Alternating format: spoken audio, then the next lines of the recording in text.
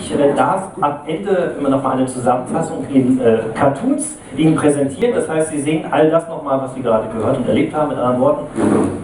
Sie hätten auch jetzt erst kommen brauchen. Morgens dann erstmal zum Theater, so, aber ich finde es toll. Sie sind aufgestanden, Sie sind da, Sie sind frisch, Sie sind munter, Sie sehen toll aus, großartig. Und manche aus Hamburg kommen vielleicht so zu Fuß, andere kommen noch ein bisschen weiter her, habe ich gehört. Ja.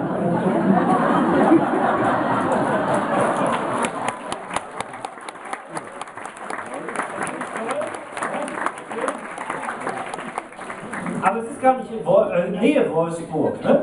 Eigentlich kommen Sie ja aus, ich habe den Ort komisch, aber Brome ist natürlich Brome ist das dieser Ort, wo sich alltäglich abends diese wunderbare Geschichte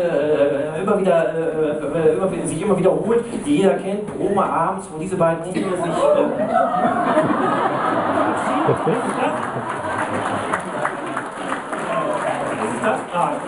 Brome ist Unrecht, oder? Nein, Brome ist Unrecht. Brome ist, also auf jeden Fall habt ihr selber gesagt, es ist ein Flecken. Ein Flecken? Ja?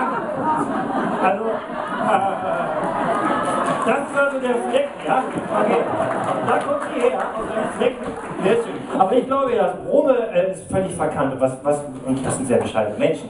Denn die Bromer, ja, das sind nämlich die Erfinder der weltberühmten, ja, Brombeere. Richtig? Jetzt dürft ihr mal selbst applaudieren. Ja? Toll, schön.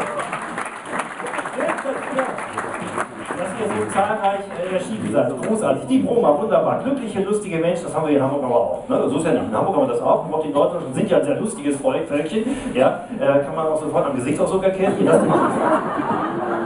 Das ist Freude, ja? Und das ist Ekstase.